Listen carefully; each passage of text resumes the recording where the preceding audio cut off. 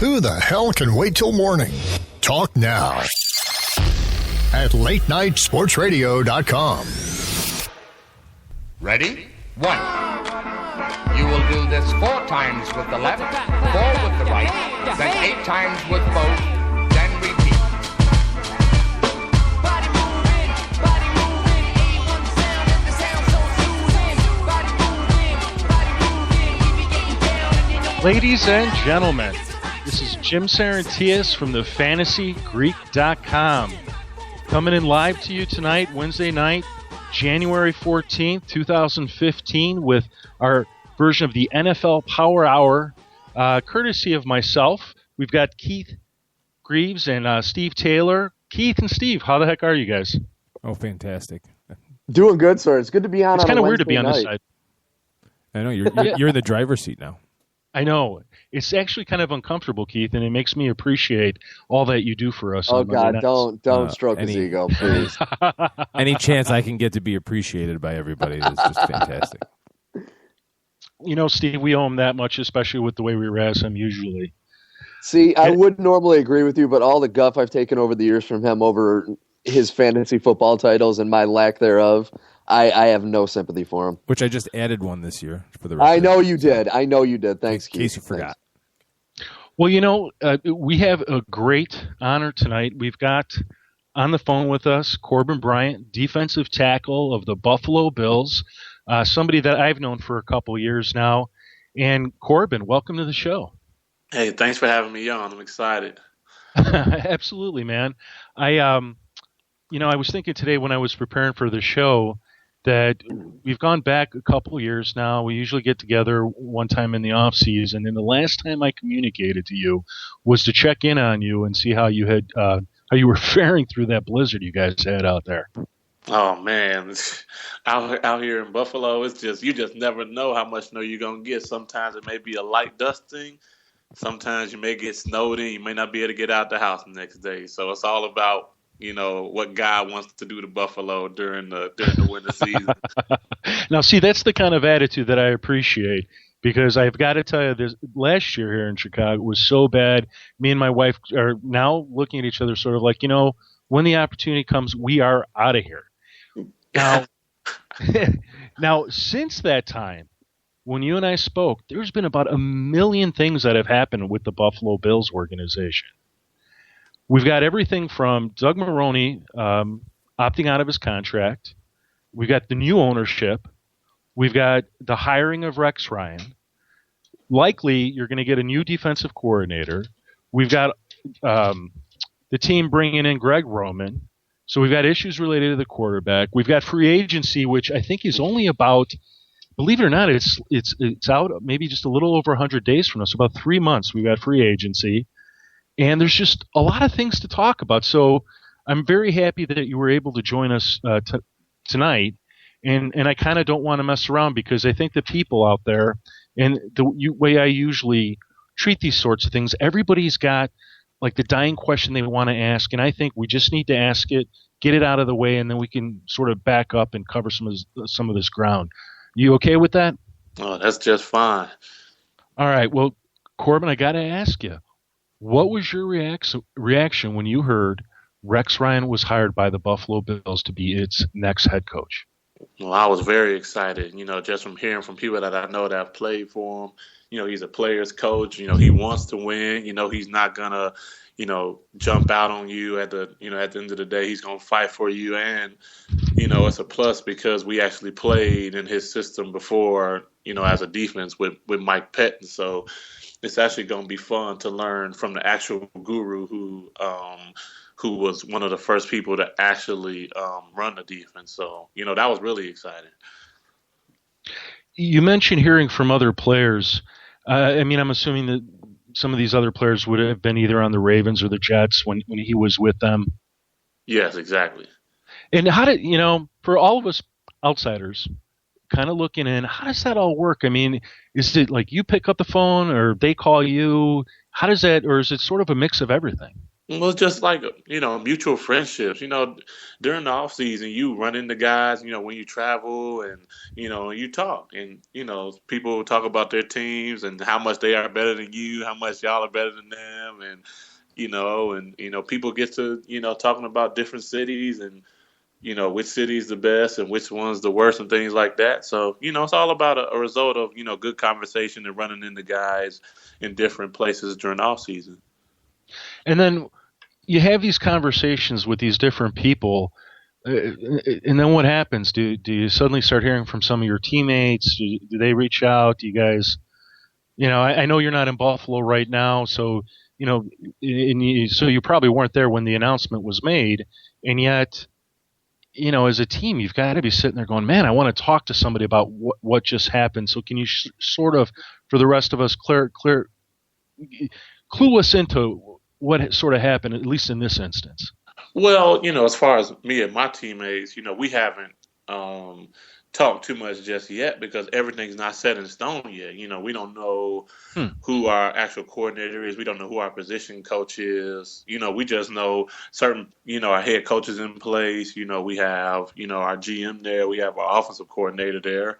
And, we're just kind of waiting for things to fall into place to be able to know what's going on around there. So probably in these next couple of days or maybe next week sometime, we'll figure out and we'll hear from the coaches and we'll know what direction they're going in. Then we'll probably get to talking.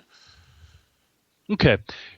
So now I want to sort of back us up sort of towards the end of the season and the things that have been sort of happening before everything happened with Rex Ryan. And I think the first thing to really recognize in this instance is it's 2014 Buffalo Bills. You guys finished 9-7 to finish second in the NFC East, and it was the first winning record since 2004 for this organization. Can you tell us sort of what that meant to the team and even to people that just responded in general? First I'll talk myself personally. I just, I really wasn't satisfied with, 9-7, even though it's good for the organization, good for the team, because we haven't, had a winning record since, 2004. But, just not being able to get in the playoffs when I know we had the team that we're, capable of to get there, it's heartbreaking. We have great players on our team on both sides of the ball and special teams. And, there are a couple games this season where we just fell short, maybe one or two plays. And, we could be 11-5 instead of 9-7. So, knowing those things, I was actually just, disappointed that we weren't able to go to the playoffs. But on the other hand, it is a big step forward in our organization. And we're ready to, take the next step with Rex as our coach. It really seemed to me as an observer of the league that it was just a few missing pieces for the team, and that if some of those pieces had fallen into place, this could have been a completely different season for the Buffalo Bills. And sort of when you and I first met a couple years ago, it's funny you mentioned Coach Patine. Is that how you pronounce Patine or Pettin? Pettin. Pettin. When you had Coach Pettin.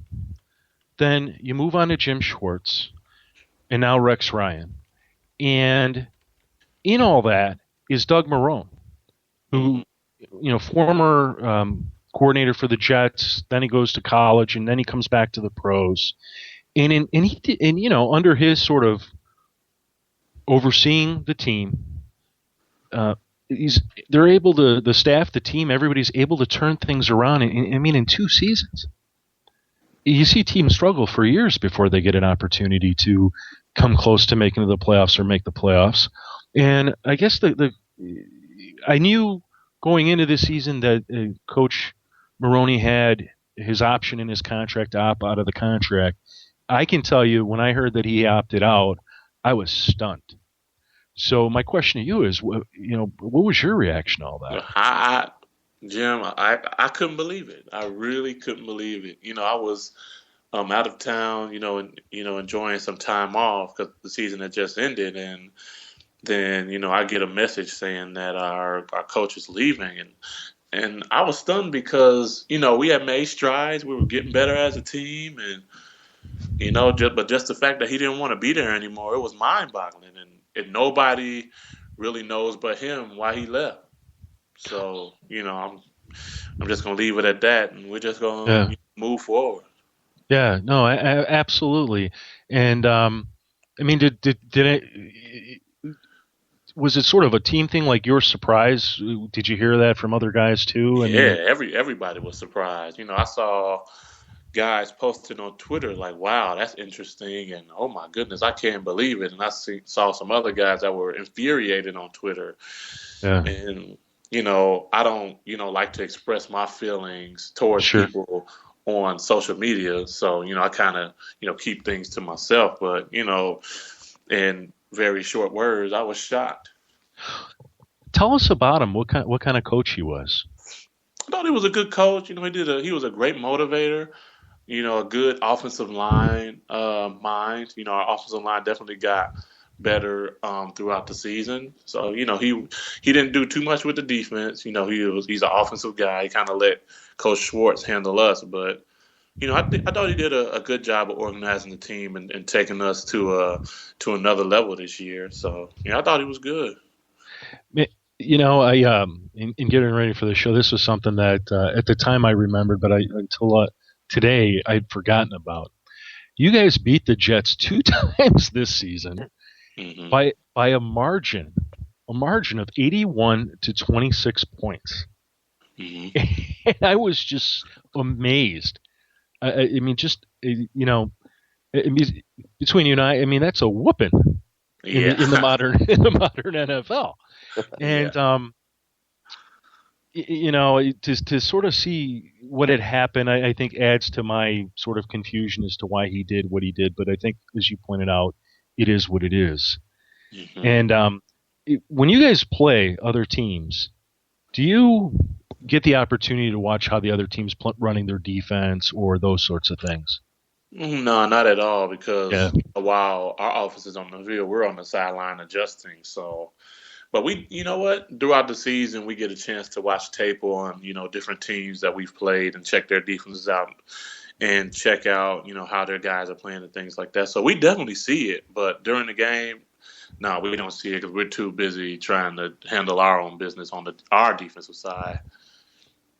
Okay, hold on to that thought, because I'd love to sort of tap your memory into the things that you might remember about the Jets from this past season. But I want to talk about the new ownership there in Buffalo. And, in the throes of the NFL football season, that's something I have very little time to pay attention to, except, it happened, because I'm sitting there analyzing statistics, looking at injury reports, looking at the matchups, trying to come to some conclusion on the advice I'm going to give to some of the people that listen into the radio our podcasts or our website, thefantasygreek.com. So it's something that I don't usually get to put my arms around until long after the fact. And today I went back and I found some video from the press conference that Mr. Pagula had. And I guess, what was your reaction? Were you able to go to the press conference or see it or anything like that? Yeah, I saw the press conference. Yeah. I mean, the man started crying. Yeah. It's his first hire in the NFL. He felt like he got the right guy for us, to coach us and to coach his team. So, he's a smart guy. He wants our team to go in the right direction. And, and when you could get a hire like that, a guy like Rex Ryan, it's like finding gold, in the middle of nowhere. What about the team, though, in terms of the new ownership? Do you guys notice anything or not yet? We know they're first-class people. The first weekend that they announced they were the owners, they, opened up a new place in downtown Buffalo, and they had a reception and a sort of a party for us after one of our games, and it was really nice. We got a chance to meet them personally, And, I thought that was a great gesture when, a lot of teams, they don't really get to meet the owner face to face. So I thought that was awesome. And by the way, Corbin, I owe you an apology. When I said that he got all emotional, Mr. Pagula, it wasn't about Rex Ryan. It was about becoming the owner for the